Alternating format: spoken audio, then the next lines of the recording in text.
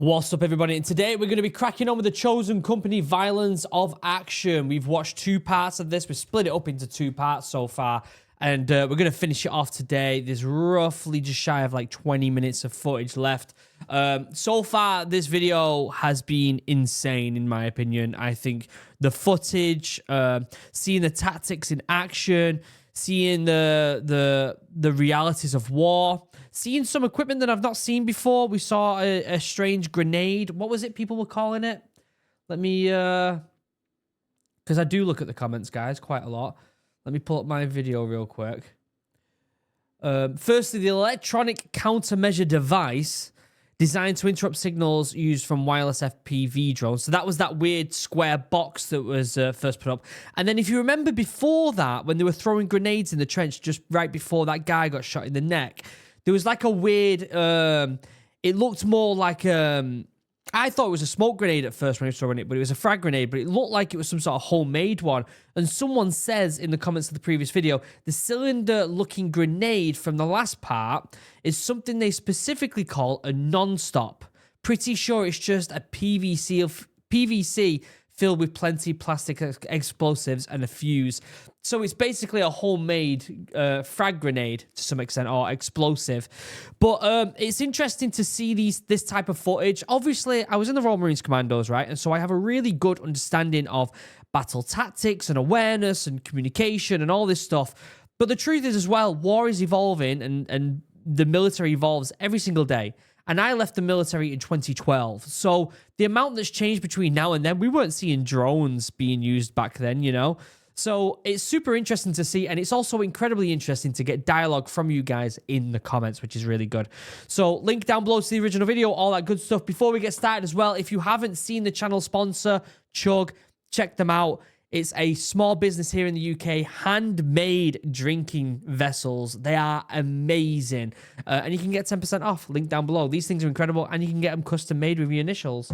They're genuinely fantastic. Look at that rope. How sick's that? Like, you just feel like an absolute badass when you're holding it.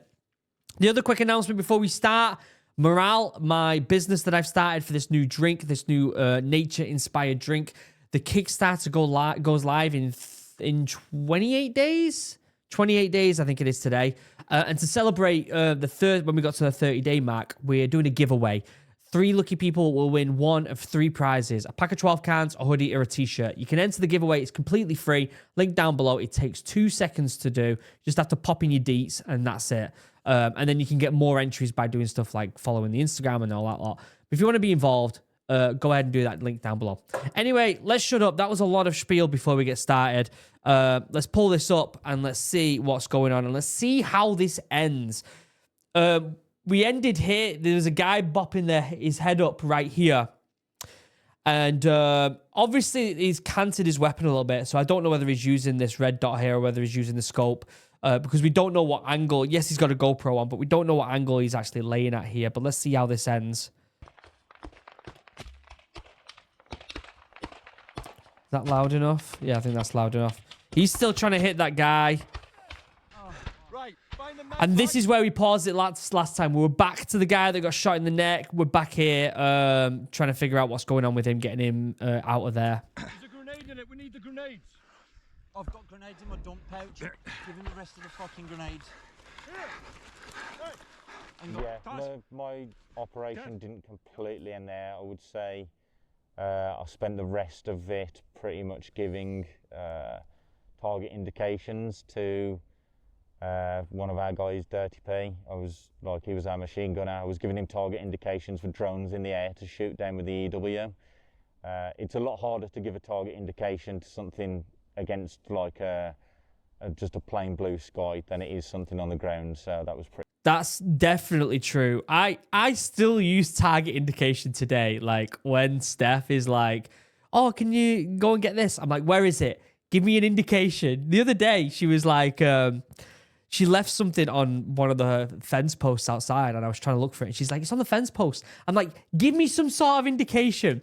Which fence post is it? Where about? What is it? The fence on the back of the gun? Is the fence on the front of the gun?" And I feel like target indication is such a good tool to understand just for everyday uses. But imagine trying to do that target indication You've just been shot in the neck.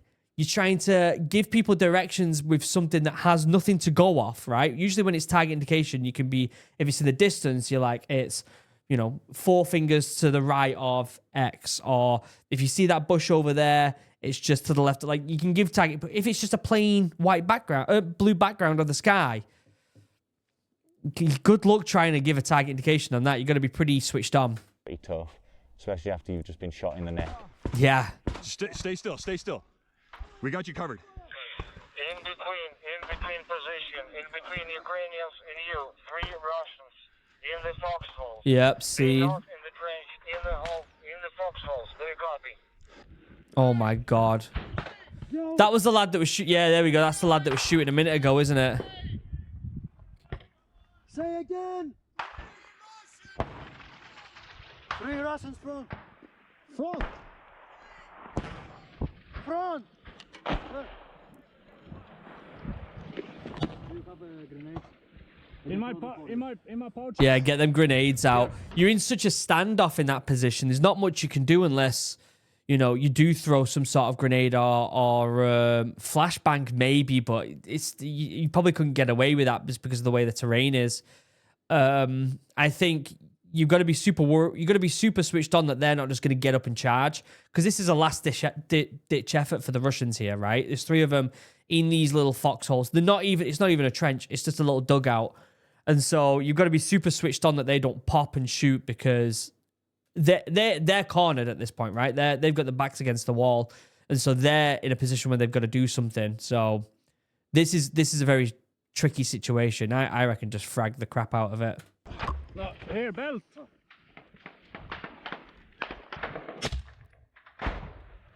One down. Oh, he got one. Are they close? Yes. Go.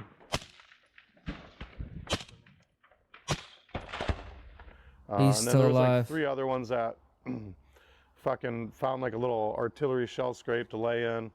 There was some shooting back and forth for a little bit, and then Zeus hit him with a grenade. I'm hearing them 12 o'clock. Yeah, down here.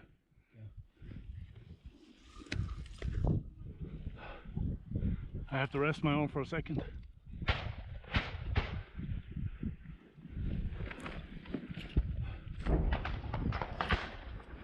He's going to get that grenade. I swear to God, if I threw a grenade at that point, I'd just hit the tree and it bounced back at us. I'm so bad at throwing.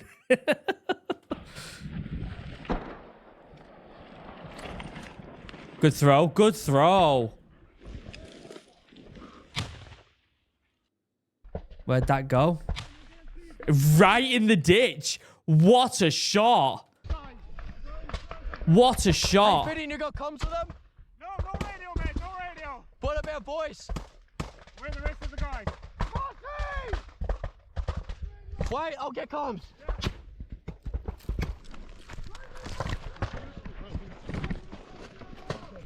Yo. Hey? No, we got no comms with Delta 1.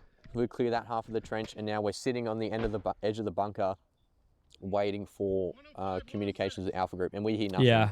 And previously to that, we see and hear explosions over there. A drone comes in, hits their part of the trench. So I'm thinking, at this stage, I'm thinking like, fuck, these guys could be injured or dead, because we heard absolutely nothing, no yelling, no anything. Yeah, when there's no comms, like comms is everything. How many times do I tell people on this channel, comms and intel is just absolutely everything in situations like this. The more every single person can be aware of what's going on, the better. And the truth is, if comms are down, you could have blue on blue, you could have all sorts of situations. But yeah, if they don't know what's going on over there and it's radio silence, your mind starts going to the worst, especially considering what they've been seeing. So I say to my guys, like, fuck it, we're going to commit and clear the bunker. No, we got no comms with Delta 1. We're at Shovel. We're at the LOE. Can you get... Delta, this is Haji. Ollie, Moss. Jay. I'm so glad I've not been in a situation like this, because not knowing whether your friends on the other side of that trench are KIA or whether they're just out of comms, it must be absolutely horrendous. We train so much for these scenarios, And you do the scenarios over and over and over again so you can try and account for everything, every little thing that might change. But the truth is, you don't know, do you? You really don't know what could go wrong during something like this. And the big thing, if comms goes down, like that's one of the worst because you can't reevaluate, you can't resituate and figure out what's going on. I'm so glad I've never been in a situation like this because I'm sure the stuff that's running through their minds right now, considering what they've just seen, right? Considering what they've just seen in their trench, and they've got radio silence from over there, and they've seen the drones going off over there, my mind would be going straight to the worst, inevitably. Yo. Is someone in that sniping position? Yeah, Yorkie's holding it. Tell them to yell. They are. Nothing? Nothing. You might have to push the shovel. They got hit with 2 suicide drones so far. Who did? Fucking D1. Is anyone alive? We don't know, man. We need to push. Okay. Yeah, there you go. We need to push. As soon as he says we don't know if they're alive, they need to push. If they've cleared this trench, there's no reason why they can't just get up and go and give an hand. As long as they're not in a position where they might get compromised and get a bit of blue and blue, then they've got to go and help out no matter what if you've got no comms. I would hate to be in that situation right now.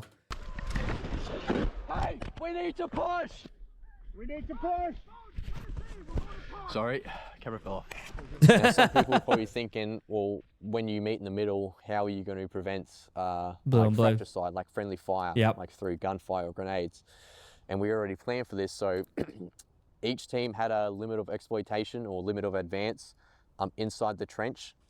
There was a bunker in the center, and what each team was going to do was going to meet, they were going to halt outside the bunkers on their respective sides, and then we were going to gain communication with the teams, and then one team would then commit into the bunker to clear it, depending on what each side of the entrance looked like, if one was maybe collapsed or more feasible and whatnot. And we also had...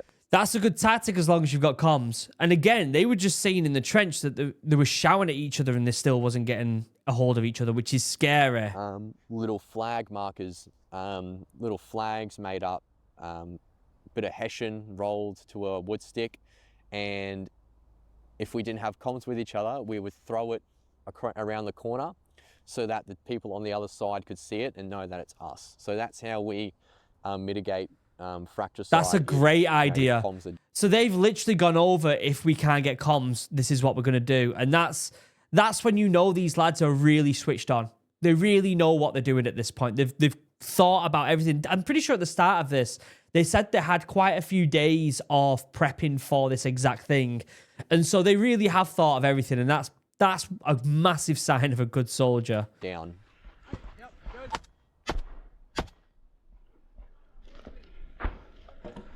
Friendlies on shovel!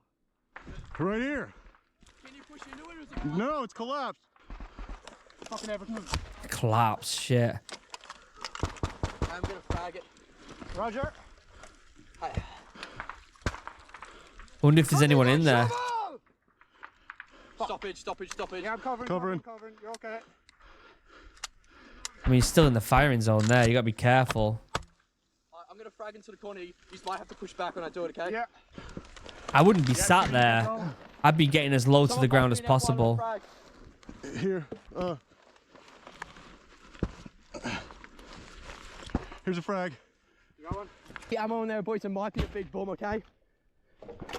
Friendly! Hearing nothing. Roger, covering. As soon as we throw this frag, who's not there? How's he gonna get that frag? Is he gonna shift out the way once it goes in?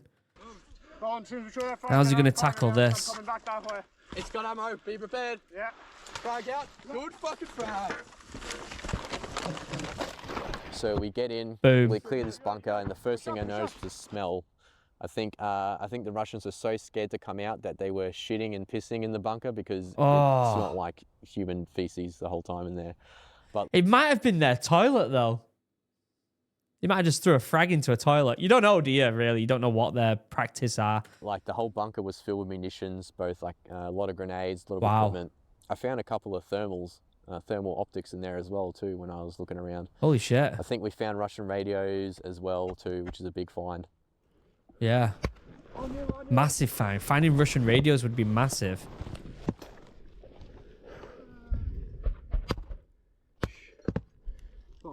Somebody's screaming. Bunker, bunker. He's getting down there. He's hearing someone in pain. Again, they don't know whether that's Russian or Ukraine. Chances are it's probably Russian because they've been shooting friendly. They've been shouting friendlies, and getting no response. That's a bunker in front of us too. Yeah. Need to. I don't want to hit friendlies. No. Yeah. You're getting really tight here, aren't you? The last thing you want is friendlies, and when you don't know where they are. I mean, wait a sec, see if he dies. Oh, I didn't put subbies on. Sorry, guys. The thing is, as well, is if you're not hearing anything back, you really are going into the unknown, aren't you? I'd hate to be in that scenario right now. They might be dead, dude. Stand by, stand by. It's going over the top of this, yes? Yes. A little bit further. Frag out! That's one of them homemade ones. Non-stop! Oh, shit. We're sitting there figuring out what's going on, and I'm looking at the corner of the trench, and I see this non-stop come around the corner. Oh, no. Non-stop! And we jump back into the bunker, and you can see in my GoPro the flash from the explosion. So before they knew we were there, they started fragging, and after that is when I started yelling, like, friendly, friendly, friendly, and then we got a response. Oh, my God. It's a shame they didn't hear it earlier on. They just threw a frag. Well, it's a non-stop at them. Sheesh. Friendlies! Friendlies! Who was that? Friendly! Oh, thank God. After yelling back and forth, I see one of their flags come around the corner, so I know, okay, they're good. All right, okay. Hey, Ollie! We're gonna push this bunker in front of us! Do not enter! I don't know if they're talking there. They're not. We're gonna push So I across wonder this. what happened with comms at this point. I wonder why they weren't able to get on comms. Maybe they'll explain that because there's still a good 10 minutes left of this, and it looks like they've pretty much cleared it all. I wonder why comms went down. Get to that corner, mate, guys, okay? Just watch your eyes, man. Yep. Do not get in the bunker! And between us in the corner of the trench, there's a bunker here, and I could hear someone dying. I didn't know who it was. I thought it might be coming from in the bunker. I could hear him moaning and groaning. I go around the corner and I link in with the other team. They're all good except one of our guys has been shot, but he's alive. Oh, that's then good. I can see a dead Russian on the ground, and it was Oh, a so PKM he's talking about the lad that was shot in the neck, I'm presuming, because they're on the other side, aren't they? gunner, and he was, I believe he was the guy who shot our guy in the neck. Wow. As well. And he was the guy I heard dying just a few minutes ago. But by the time I reached him, he had already died and bled out. I searched this dude, this dead Russian, for grenades, but he's got nothing on him. He's just got his PKM. Check him. See if he's got a grenade. Oh, yeah. Bad day at the office, mate. Oh, that's brutal. Bad day at the office, mate. That's absolutely brutal. Oh. Lucky I'm wearing these gloves. No. No frags. Right. Ugh, gross. Just be careful. Is this clear, Jay, or not? Hey? Is this clear? Yeah, it's a dead end, bro. You're good. You going all right? No. Did you get hit by suicide drones? Yes. Bad. How bad's Mossy? In and out on the neck. Fuck. Any other injured? Just Mossy. We start forming a defensive posture. Yeah, at that point, yeah, you'd be worried, wouldn't you? But it looks like if he's the only one that got hit, this is quite a successful mission here. They cleared this whole bunker. One guy got hit on the neck, and he's in the interview with this, so obviously he makes it out and he's fine. I would say that's quite a successful mission. In the trench now, because now we're worried about a counterattack from the south. Yeah. Pull it out. Jake, go take defensive position! Oh, lay down, lay down. Yeah, I got it! Lay down, lay down. Lay down. Are we getting countered? Yeah, everybody's okay. We lost the vehicle, I don't know what's happened to it. All right. A counter. Hey, Go, lay down, lay down. get to the fucking machine gun and Here, grenades. Yeah, I'm trying to get them. Right, get to the fucking machine gun. Yeah. how you doing? Shit. Shit. How you doing? Shit. Oh my days. So now they've taken the bunker, right? And obviously we learned at the beginning of this that they were going behind certain enemies to get through to this point, right? So this was a place they didn't think they would be prepared for an attack, which they wasn't, because ultimately they succeeded and took this. But now there's the chance of a counterattack, which is very dangerous. But from a defensive position, it's a bit easier, isn't it? I'm not saying it's going to be easier, but I am saying that it's different in a way that you can you don't have to go into something. You can just stay where you are and pop shots off. So we'll see how this goes. There's 5, 6, 7 minutes left-ish. Let's see. Right there, right there. All right, come this side. Go. All right. How you doing, brother? Move left.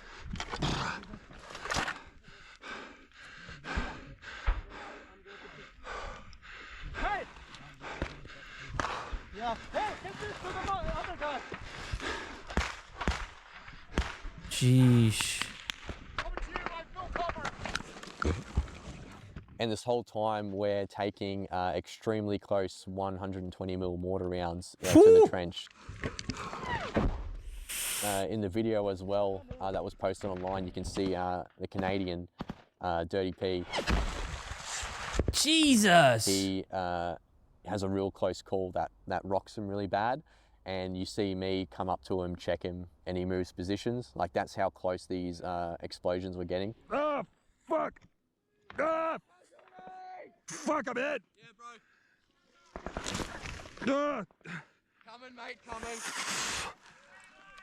My God. Fuck.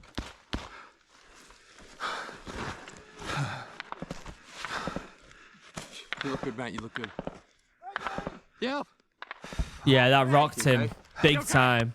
You're alive, you're alive. You alright? Can you get up, man? You're gonna have to get up. Yeah, just let me get back there for a minute. Yep. Holy fuck. Oh. Jesus cock. Oh. That op lasted quite a while. That's ruthless, that, isn't it? Like, it didn't even hit him, and it just shows how effective their mortars can be and how close that was. Like, we were essentially taking mortars and artillery the entire time. I recall someone mentioning that the Russians tried to gas us. They tried to launch artillery or mortars with gas rounds, but because of the way the wind was blowing, it blew away from us. So we never had to deal with any sort of gas on our position, thankfully. But this is not the first or the last time that the Russians are using gas on troops in the field as well. We just happened to get lucky.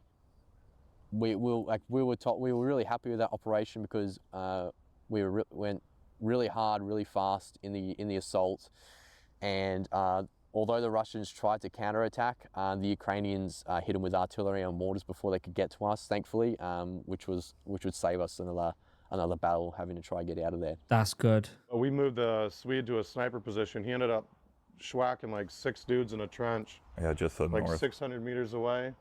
And the Ukrainians actually went and took that too, because there was nobody left in it. He was shooting at it, and he was like, "Hey, P, come on over here, help me shoot at this." I'm like, "I can't even see what I'm shooting at." And he's like, "Just shoot, I'll let you know." And he's looking through his thermal, and so I just start shooting, and he's like, "Higher." So I'm just like adjusting my gun while looking at him, and then he's like, "All right, right there," and I just like hold, and I've just got a P cam, so I'm just putting bursts out into this field. I can't see anything since it's nighttime. Hey, that's effective though. If someone else has got eyes on, you've got to adapt, haven't you? What a great way to adapt to a situation where you can't necessarily see. And he's just like, "Yeah, you're good, just spray there every now and then." And I'm like, "Okay."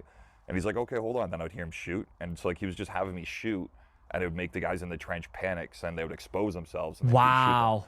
From the point the trench was taken, we sat there, I can't remember exactly, but it was either between 4 to 6 hours. It was definitely dark by the time we started to exfil. Wow. So he was lay there that whole time, 4 to 6 hours, having been shot in the neck. Wow. I had like 2 fucking awesome medics that like 100% saved my life and kept me alive in that trench. Wow. Good lads. Then exfil under darkness. Yeah, around about the 6 hour mark, I think.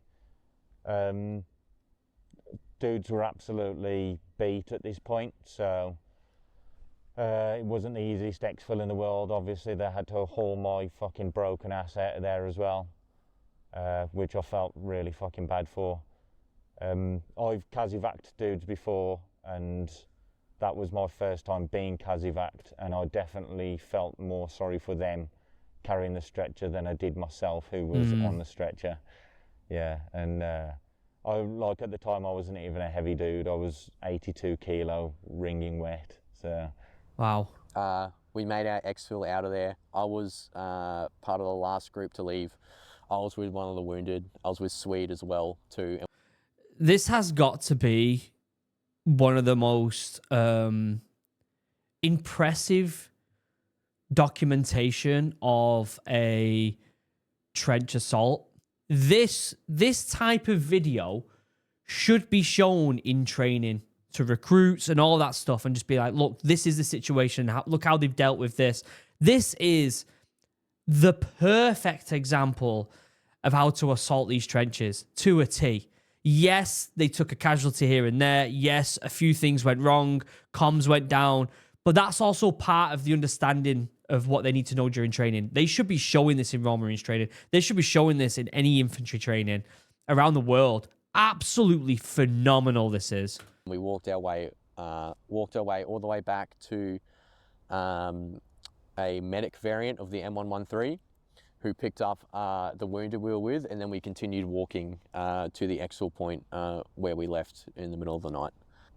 Yeah, shovels, the operation I think we're most known for, and as you can see, trenches we train on the most for good reason, because they suck to fight in, but you have to know how to do it.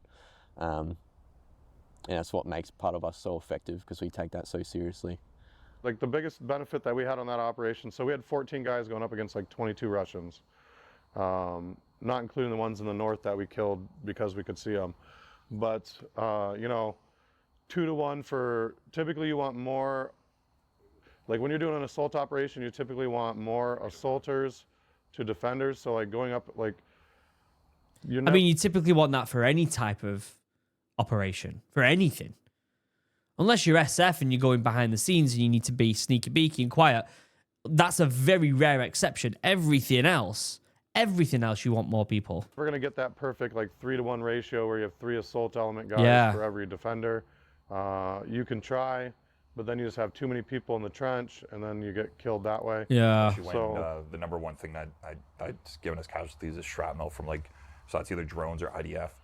And the more guys would pile in, the less it becomes less safe, because now we're very dense. Yeah. And if one guy does get hit and he's next to like 5 other guys, because there's nowhere for anybody to spread out, now you got 5 injuries as opposed to 1. And the truth is, them trenches are incredibly small, and so I get that. The thing is, you don't want to be in that scenario in the first place. Like, you want this to be a clean assault with the amount that you want to outnumber them enough so that it's a completely clean assault. But the truth is, they didn't have the numbers, nor did they have the space to do it. This is so impressive. And like the area we took basically allowed the Ukrainians to try to advance further south, because now we took a position that was at the second line for the Russians. So like further south of that, now they had Russians that were basically sticking out in the middle that they could then, you know, try to push on easier, because now you have their sides locked down. That actually forced them to, the Russians ended up giving up, was it 3 bunkers and a position? Yeah. And it showed the Russians, like, just because they want to claim we're dead, we're not dead. And now we're just angrier. Yeah, we just obliterated a platoon. Wow. We got, what's its name? Fuck. Cossack. 30B. Finians here. How am I supposed to hold this position? Shit. Oh fuck, if we survive this, I'm gonna fucking buy whiskey. It happened the winter I hunkered in Maine. In Maine? No way! I lived in Maine for 7 years. I fucking love that place. Hunkered in Maine. Wow. Modern day Hitler invaded Ukraine. Well, his people believed every word of his line. What's this song? What an awful strange world us humans devise. Sing it. All right, I want to know what this song is, guys. It's been good to know you so long. I'll find out what that song is later on. I don't think there's anything necessarily left. I also don't want to get copyright claim and stuff with. I wonder if it'll say in the description what the song is. No.